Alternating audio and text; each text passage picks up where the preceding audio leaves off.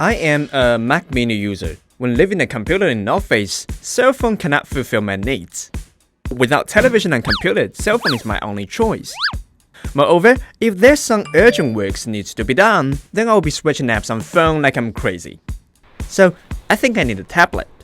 For my own sake of convenience, for work and entertainment, at office and at home.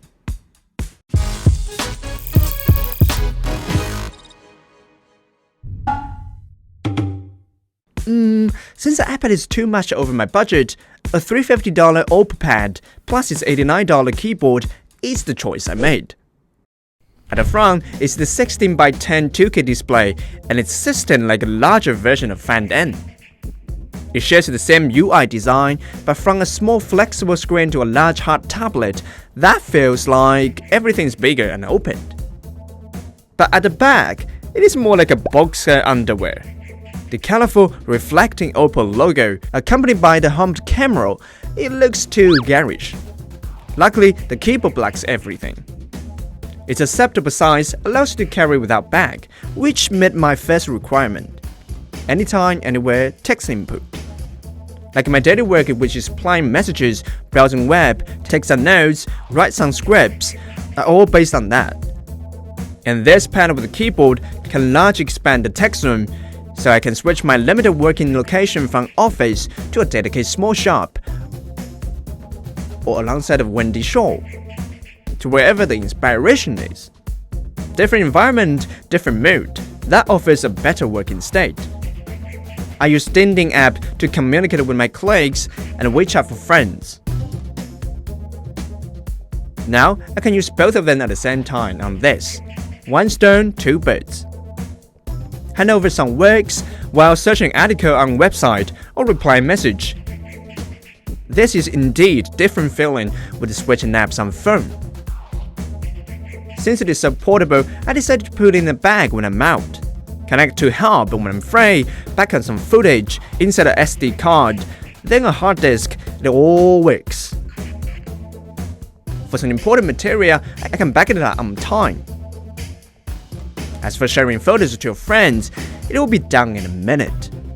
To replace computer is what I thought about tablet, but actually I was wrong. Because as you can see, I already found out its proper working position. When the computer is too big to carry and the phone is too small to operate, by using this OPPO Pad, it surely helps me a lot.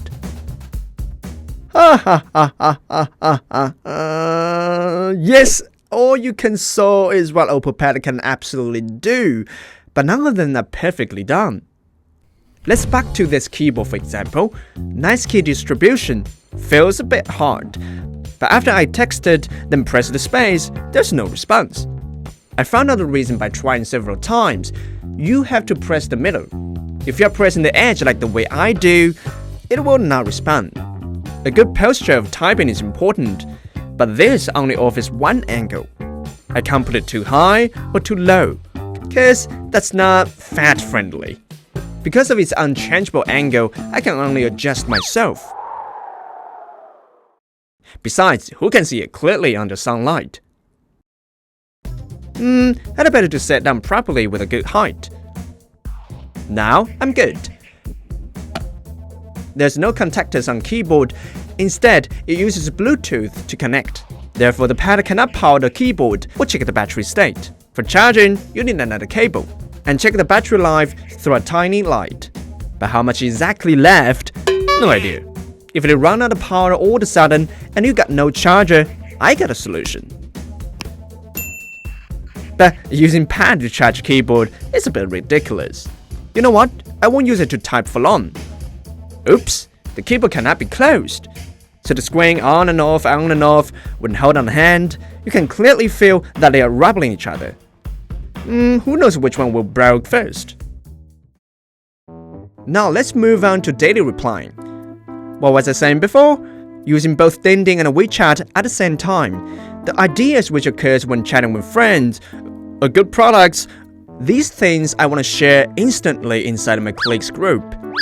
Wait, why can't I drag it? The browser cannot drag pictures to chat windows and memos either. It should work. In a word, I can't drag things to WeChat from Ding. because WeChat is not able to receive, and I can't drag anything from WeChat either because WeChat don't support it. QQ can't drag things out of itself like WeChat, but things can be dragged into it. There will be also no problem if I drag files to QQ or Ding from File Manager, but if I drag things to File Manager from App, it fails again. In conclusion, it all depends on the situation. And even if it's able to drag, the pad might somehow stop it. No matter how hard it tried, it just won't move. And that's not the end. Look at the slipped screen. It's stuck there forever. And last is the backup and the material checking. Connect the hub, then the hard disk and the SD card after filming, the OTG starting to recognize.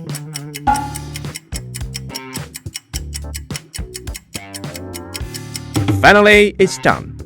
And let's start copying. The speed is incredibly slow. Oh dear, USB 2? I think the time it takes to copy these 70-80 GB materials, it is quite enough for me to go back to office and finish the copy in a few minutes.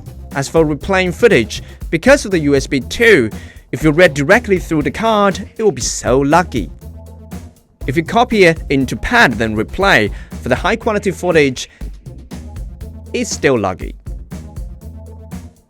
So by far, my light office plan is failed. But I got preparation for this.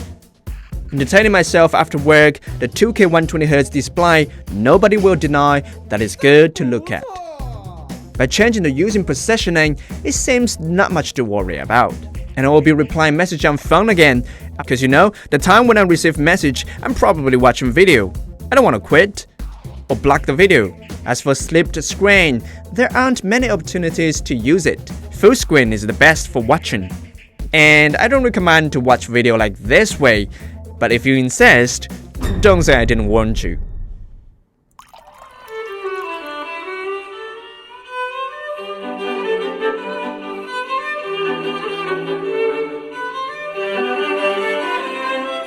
The 4 speakers looks quite something, and they are performing better than my phone. But how good it is? Not much. Sounds a little bit plain and sharp. Anyway, they still fill up the vacancy of my home entertainment. Everything was fine until I opened the machine killer, Genshin Impact. This is low quality setting. See for yourself.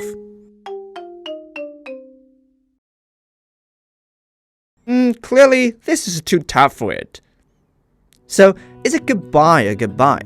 Obviously, the OPPO Pad can finish the task I give it to it, but just not perfectly done. If you really use it for work, then it should be something super light. Like sharing pictures and reading paper, or dealing with messages, it can be assumed as a secondary device after you are tired of your phone screen.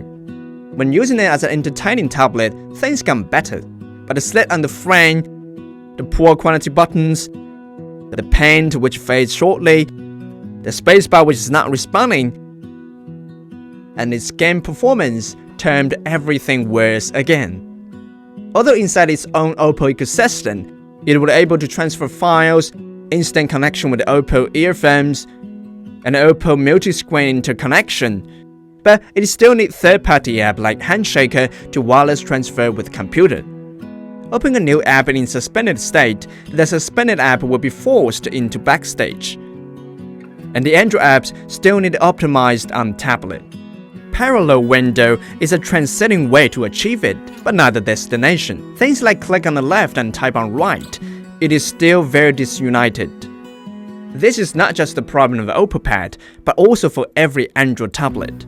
In my opinion, stocking and lower price is easy to do, but excellent quality and an interactive experience are the keys to become a standard of a good product. Positioning tablet between computer and phone as a third display and a light office usage like me, this generation of OPPO Pad is not a good choice. OPPO Pad keyboard suit, TestV gives 5.5 as the subjective overall score. TestV 帮你 try before you buy.